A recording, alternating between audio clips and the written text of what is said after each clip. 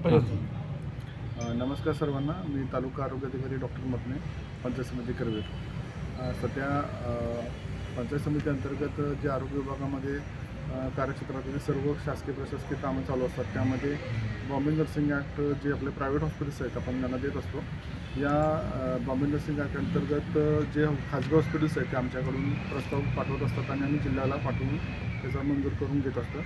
यामध्येच Renuka multispeciality hospital Balinga येथील doctor Anil Patil यांचं 30 बेडचं hospital मंजूर करून मागच्या वर्षी दिलेलं होतं आपण फेब्रुवारी 2025ला.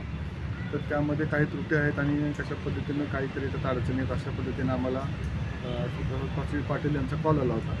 तर आम्ही त्यांना भेटून म्हणलं तुम्ही समस्त माहिती सांगा आम्हाला. त्याच्याशी आम्ही चर्चासुद्धा केली, त्यांना माहिती सगळी सांगितली.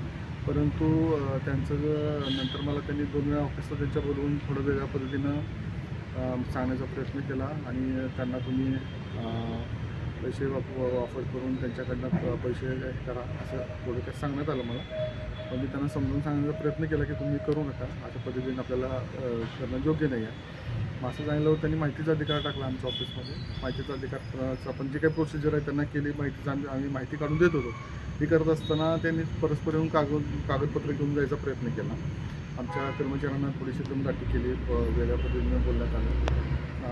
त्यामुळं नाईलाज असतो मग आम्ही त्यांच्यावरती पोलिसमध्ये कंप्लेंट देण्याची आम्ही तयारी ठेवली आणि त्यांना आम्ही समज देण्यासाठी पोलिसांना समजून सांगितलं आम्ही.